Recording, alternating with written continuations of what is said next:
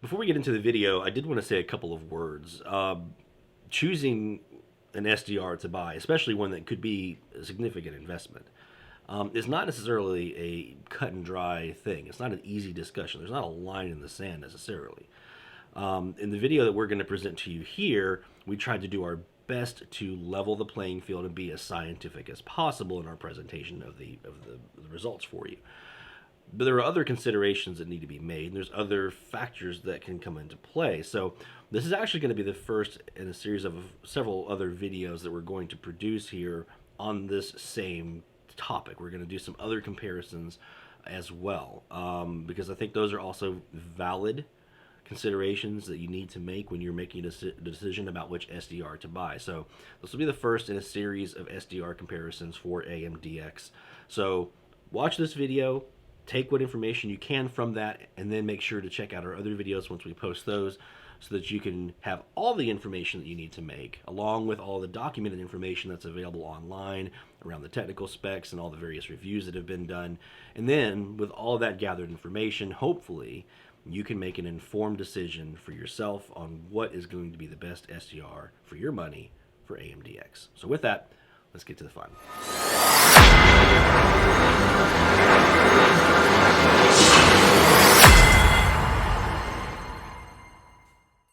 You know, it's one of the more common questions that I receive here at DX Central.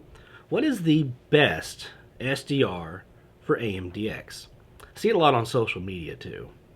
And it's not an easy question to answer, actually. There's a lot of different factors that go into this one, and personal preferences and things like that. But it did get me to thinking, if I were to level the playing field and compare a couple of the more popular SDRs that are used for AMDX, would one emerge as a little bit better than the others? Would one emerge as the king of AMDX compared to their contemporaries? So that's what we're going to do today. We're going to take a look at 3 of the most popular SDR models for AMDX that are currently on the market: Micro Telecom's Perseus SDR, Airspy's HF+ Discovery, and SDRPlay's RSPdx. We're going to look at each one of them on an even playing field and see if one of them just might have a little bit of an edge on their competitors. So stay tuned.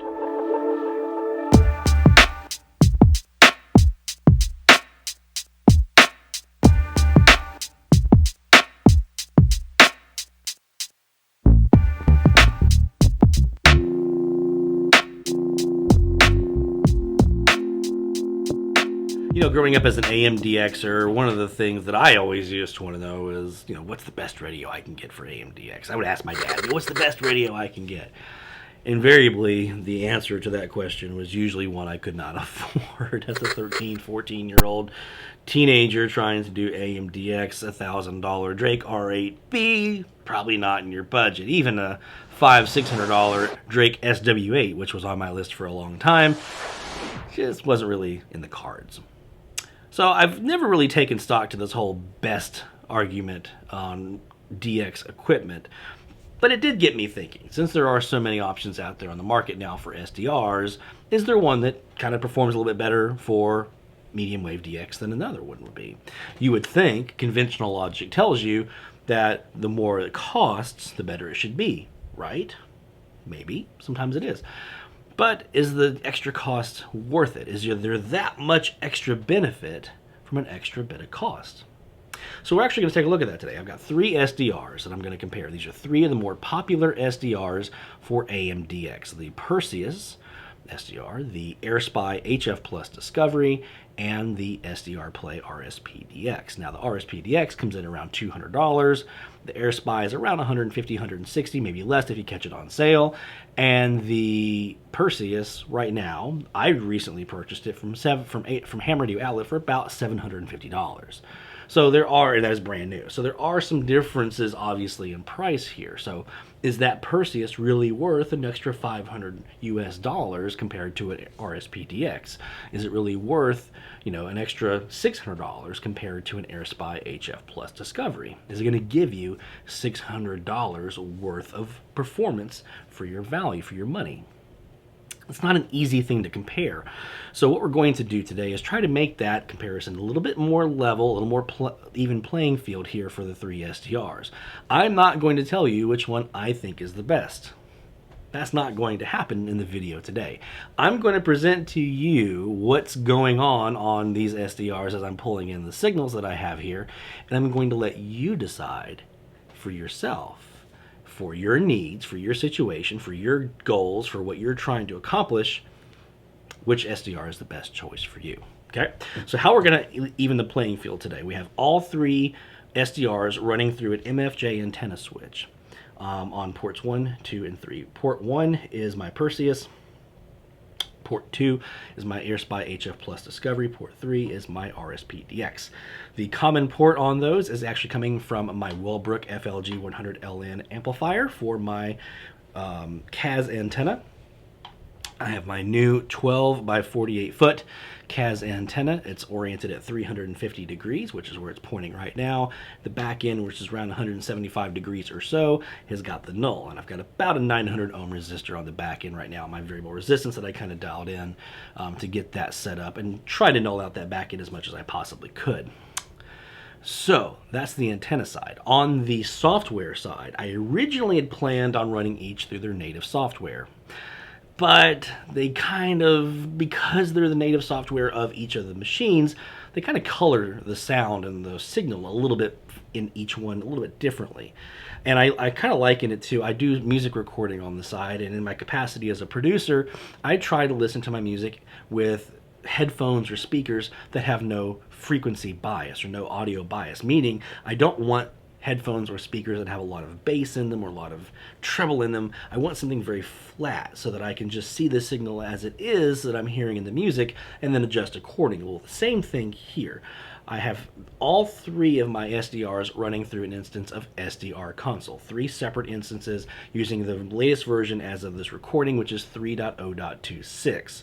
Now, knowing that I'm not going to be able to use all the features of these actually kind of works out. I just want the bare bones. I don't want to, compare Airspy's code channel canceller to SDR Uno's filtering that it has. I don't want to get into all that. You can play with those and decide which piece of software works better for you based on whichever SDR you choose. But I want just bare bones. How does the audio sound when it comes through? How does the signal look? Is one louder in one than it's going to be in the other? Is the signal to noise ratio better in one than it will be in another, and so forth? And since they're all using the same antenna, all using the same software, I should, in theory, be able to see that. Another thing that I've done is I've tried to match the gain as closely as I could. I couldn't get it dead on, but I've tried to set these as closely as I could so that right now I'm on 810 kilohertz. I'm listening to WGY up in New York on this north end of my CAS, and they're all sitting somewhere in the 57 to 60 dB range, negative 57 to negative 60 dB, somewhere in there on my signal strength. So we're close. We're very, very close here. So what we're going to do next is we're going to fire these up. We're going to go back and forth, and I'm going to tell you, okay, this is the Airspy. This is the Perseus. This is this. I'm going to notate what I'm hearing, and then we're going to talk about it. We're going to let you decide which of these SDRs is the best fit for you and what you need for your AMDX. So let's get going. All right, so I have my 3 SDRs set up. I've got the gain adjusted roughly so that all 3 are roughly equal. To do this, I had to place 10 dB of attenuation on the Perseus.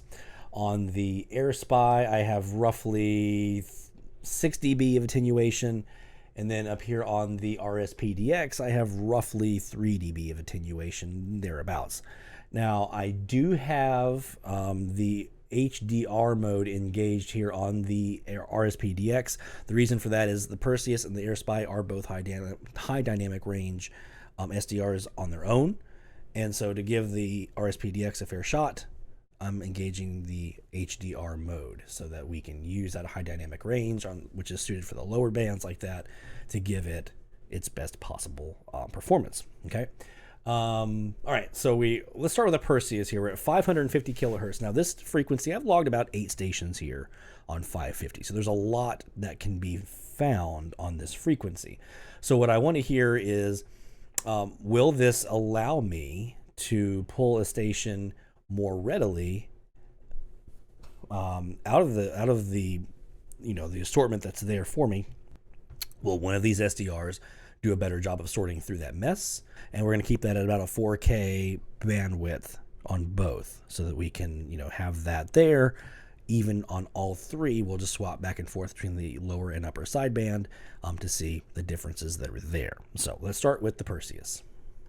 I've talked with colleagues about the lack of good low-market rough ports for the last decade or so. Rough flight test or Wolfron mentioned the same thing to me the other day in discussing targeting involved alien beings. He said that other than abduction issues, there are rarely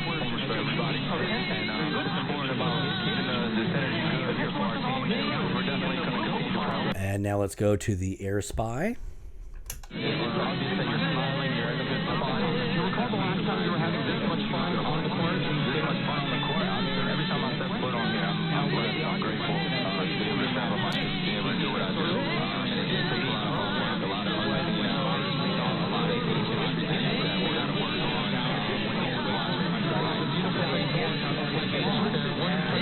And now let's go with the RSPdx.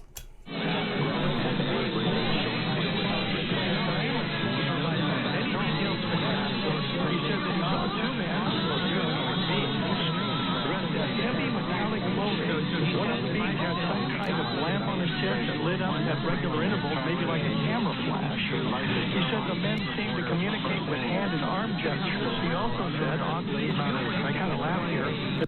And let's go back now down to the Perseus. And what has become a very rare circumstance, we have a sighting by a witness from Cookson, Oklahoma on August 25th, 2017. The witness is driving with his wife, and he reported, and I quote, at approximately 8:30 p.m., we were a few miles south of New Mexico. Out of nowhere, I saw this light flash in front of me. I instinctively looked to my left, and let's go to the Airspy HF+ Discovery. They were in a very bright craft, which was, as my eyes observed, the craft did not appear to have a winch. The craft seemed to be swinging or rotating from a road shoulder to a lane that was near my side of the road, maybe 20 feet away. Once they rotated it up with their faces were 180 degrees from us, they saw us and disappeared. And now let's use the RSPdx. Teardrop shape, very large black eyes, a small mouth, and two small holes for a nose, which I guess we all recognize as the ray. The one on the right had very smooth face. The one on the left appeared over facial lines. I made contact with the one on my left and looked directly into his large black eyes. All right, so we've listened to all three SDRs a couple times now.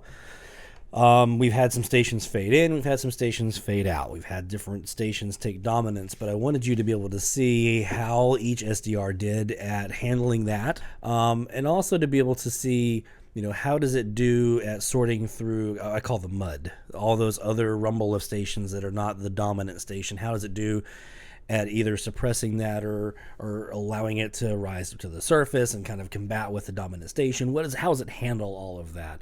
And that's part of the dynamic range and things like that. So this was a great frequency for us to test out these SDRs on, to give you a chance to hear with your own ears how these SDRs handle a very busy frequency. Our next test we're going to do here is a much less busy frequency. We're going to move up to 720 kilohertz. We're going to find ourselves 10 kilohertz below a local station here in Charleston, South Carolina, which is 730 WLTQ. We're going to throw it in upper and lower sideband here so that we both intentionally go into the slop and also back away from it.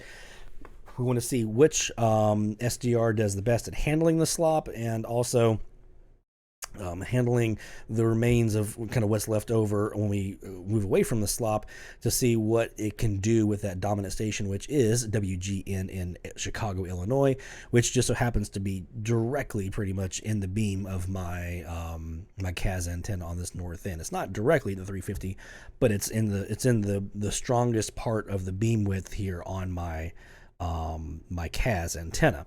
For this next test, we're going to start with the Airspy, and then go to the RSP, and then go to the Perseus, and then back the other way. The reason I don't want there to be a bias that the first SDR that we hear is always going to be the best. So I don't always start with the Perseus. I'm going to rotate through here and then let you hear it, each different ones being the first and different ones being the last. I want you to get a full representation here of what these SDRs can do. So let me change my frequency, get set up, and we'll try 720 kilohertz. All right, so for this test, we are now at 720 kilohertz, where we have WGN in Chicago as a very loud dominant station here in Charleston with this CAS antenna that I have oriented in the general direction of Chicago, Michigan-ish area. We also have a station here, again, locally, 730 kilohertz just above us.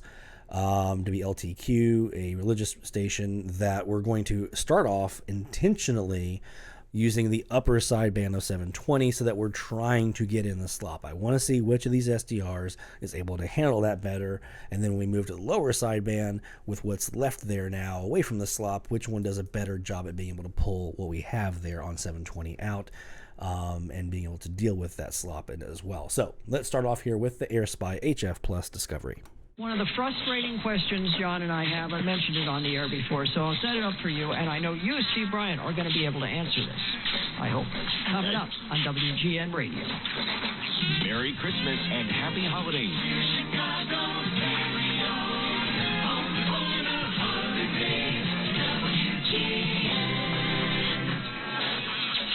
I always like it when we get an ID in here. That's always fun.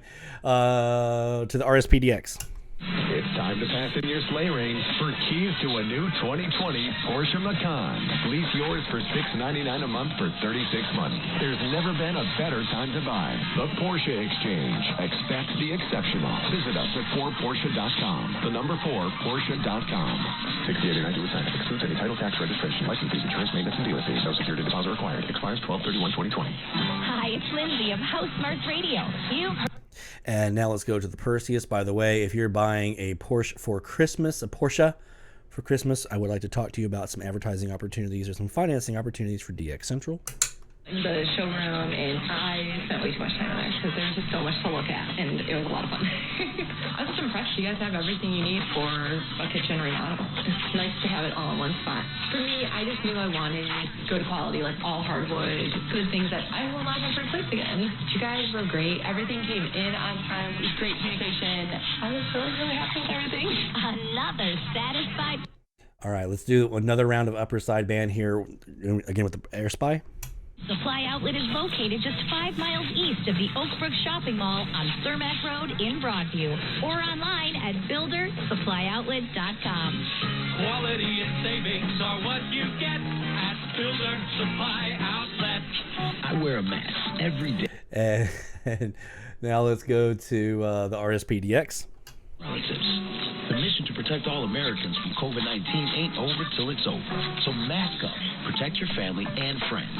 DuPage County Health Department reminds you to practice the 3 W's. Wear a face mask, watch your distance by staying at least 6 feet apart, and wash your hands often. Stay safe, DuPage. And finally, let's go down here to the Perseus. Saturdays on WGN-TV, your go-to show from those in the know. Chicago Football Weekly, Saturday nights at 6 on WGN-TV. Non-attorney paid spokesperson. Could your house go into foreclosure? Are you behind on your mortgage payments? Does it seem like the bank has no interest in helping you save your home, and you feel like you have nowhere to turn for help? Then we have good news for you. All right, so now let's go to lower sideband here. We'll do one round through on lower sideband, starting with the Airspy. If you're behind on your mortgage payments, being threatened with foreclosure, have been denied a loan modification, or been the victim of a predatory loan, it's critical that you call Foreclosure Protection Services now at 800-630-1133. Their network of attorneys and their agents are available to speak to you now. And with the RSPdx. Foreclosure Protection Services can help stop the foreclosure process. Call today before it's too late. New laws are in effect and may save your home. Call Foreclosure Protection Services now at 800-630-1133. 800-630-1133. That's 800-630-1133.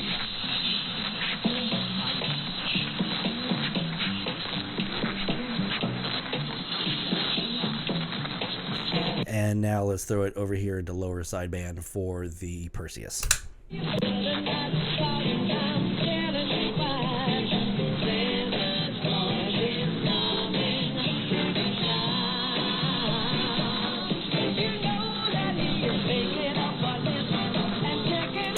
All right, so what we wanted to see there was how does the various SDRs, how do they deal with the adjacent channel interference that we have coming from 730, and how does it do at handling the audio?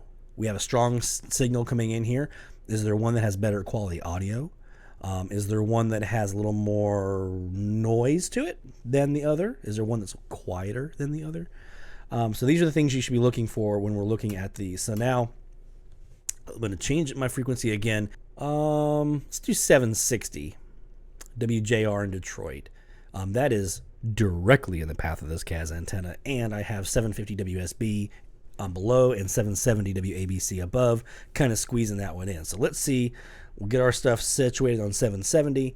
We're going to start with the RSPdx this time. Let's see what we look like with a squeezed in signal between two very strong dominant nighttime stations on either side of it. All right, so I've got my three SDRs set now at 760 kilohertz. We've got them in lower sideband start with, and then we'll swap it up after one cycle through. When we go back around, we'll do an upper sideband again. At 750 kilohertz, I've got WSB in Atlanta, which is a very strong signal. At 770 kilohertz, I have WABC in New York, which is also a very strong signal. But here at 760, I've got my CAS pointed directly almost at Michigan from here in Charleston. So how does it handle a dominant station that's right in the absolute prime of this antenna? How does it handle the two stations above and below, adjacent? And how does it handle that interference? And also 760 is not completely clean. There are some Latin stations there as well that we may be hearing on the off the side or the back end of this CAS, because it's not completely nulled on the back side. So let's see how that does. So let's go ahead and start with the RSPdx. So do you think that everything that happens... This is in lower sideband first. We're getting the slop from WSB first.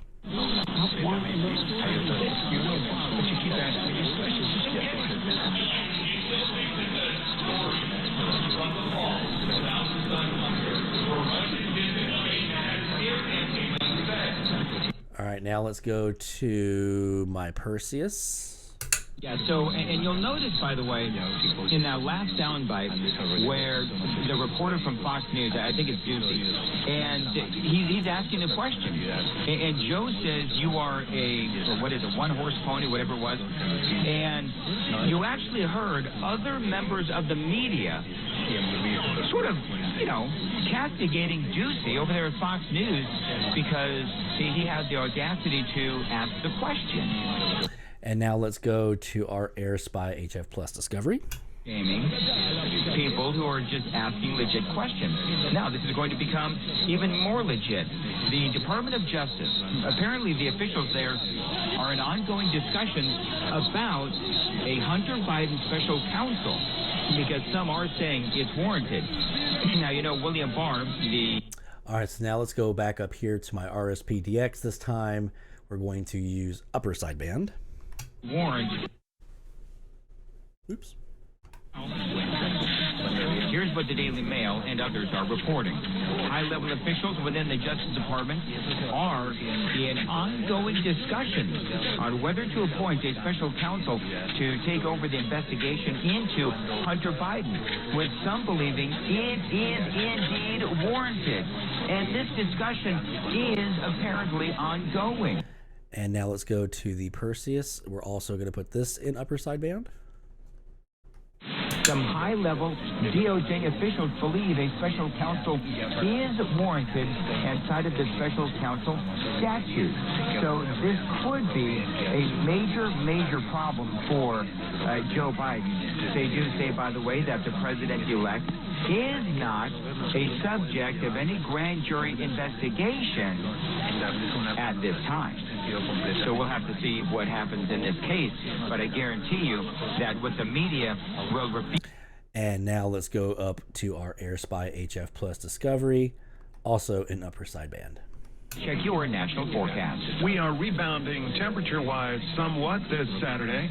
Temperatures right at around the freezing mark, but that's a little better than we saw yesterday for Columbus, Ohio. And temperatures will warm up a bit for the deep south. Atlanta expecting around 50 degrees.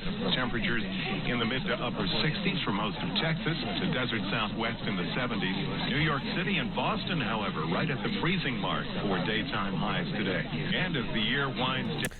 All right.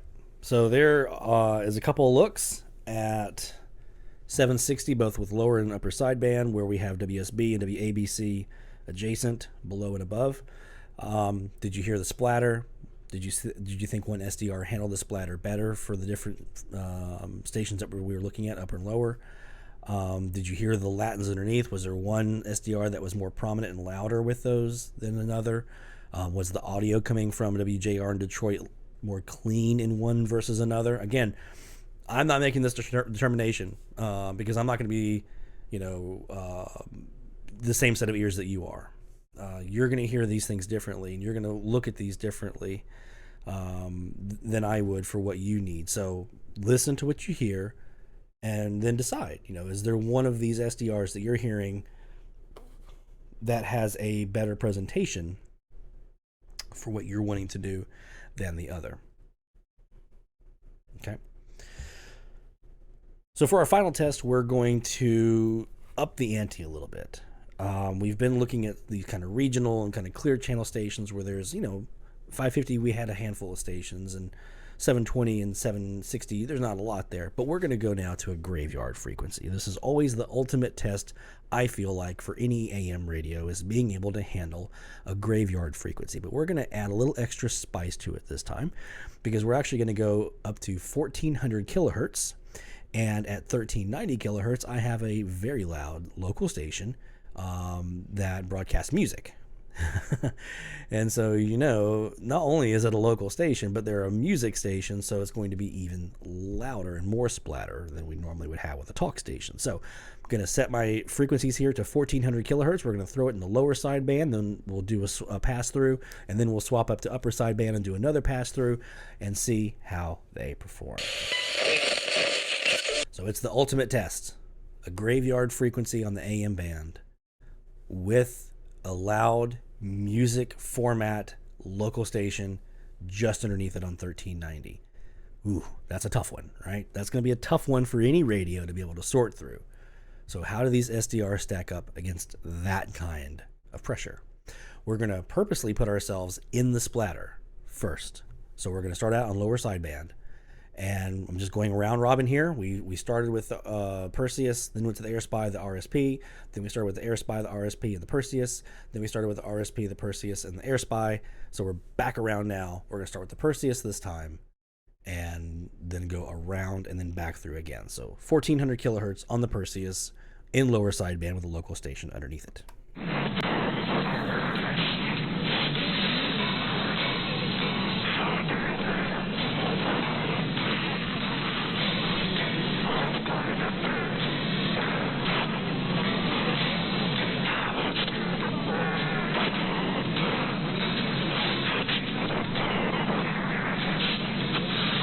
Okay, we're going to move to the the Airspy. Now, obviously, in a normal DX situation, I would be trying to use my filters and my modes to get away from the splatter, but that's not what we're doing here.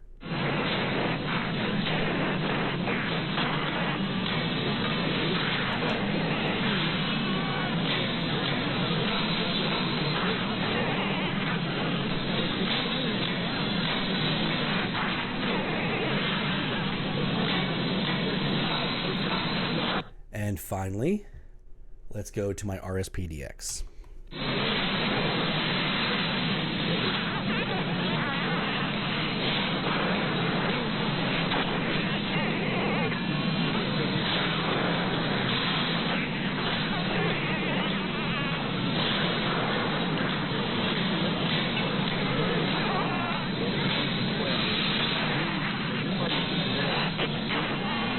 All right. So we have some pretty significant splatter there on the lower sideband. So now let's go start with the Perseus and go upper sideband.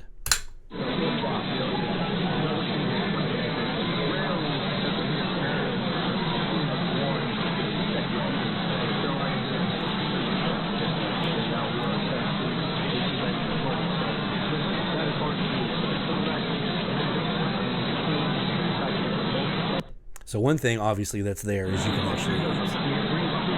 you can hear the effect of using upper and lower sideband to get rid of splatter, right? That's a side effect here of this little testing that we're doing. The Airspy HF+ Discovery in upper sideband.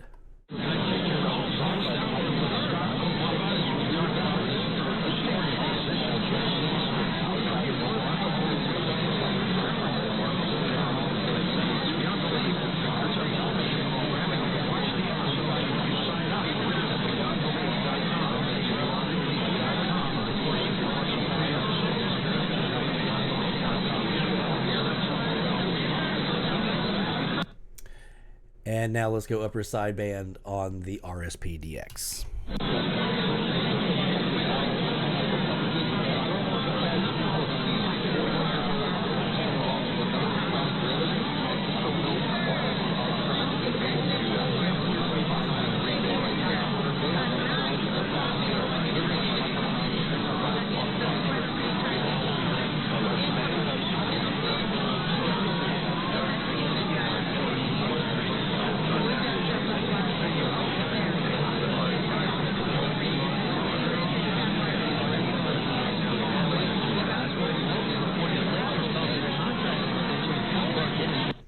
All right, so there you go.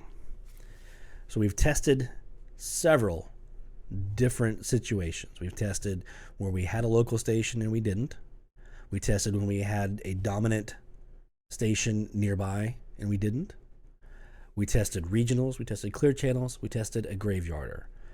The only thing left to test is a weak signal, and that's what we're going to do now.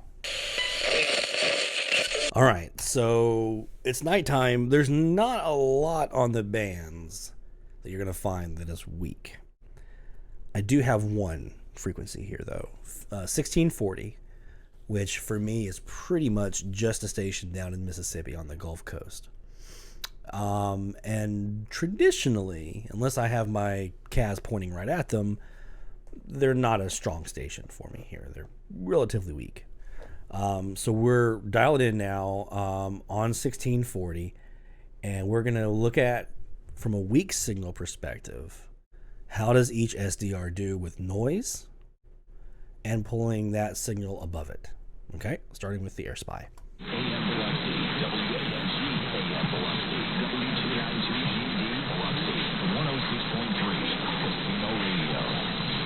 Visiting the Mississippi Gulf Coast. This is the radio station that lets you know what's happening at our casinos, restaurants, and... Let's go to the RSPdx.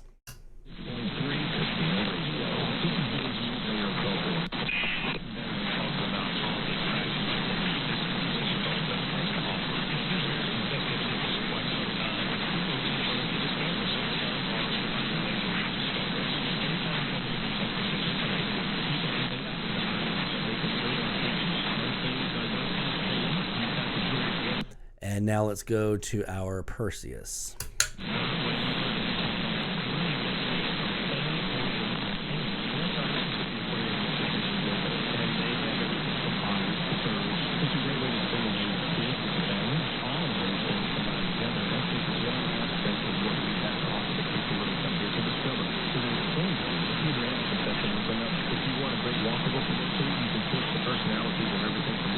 One more time through with the Airspy. So not only is this a great place for families to recreate and get out and about, but there are plenty of things for adults to do as well. And our casinos have really carried the market to a great degree. You can have gaming fun, you can go see some entertainment, get something good to eat while you're at it. And I thank you for taking time to listen and enjoy what the Mississippi Gulf Coast has to offer. Thanks for joining us on 106.3 Casino Radio. Welcome to the Mississippi Gulf Coast, and we appreciate you listening to 106.3 Casino Radio. Downtown Ocean Springs is home. All right, let's go to RSPdx. Festival in Mississippi. The Peter Anderson Arts and Crafts Festival was created to honor master potter Peter Anderson, original potter of Shearwater Pottery, founded in 1923.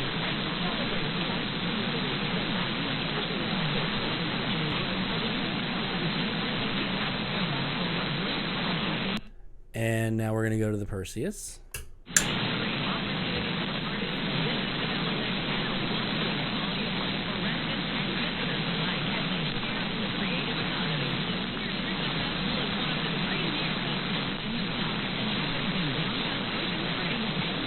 All right, so obviously we had a little signal fading there towards the end, and the RSPdx and the Airspy.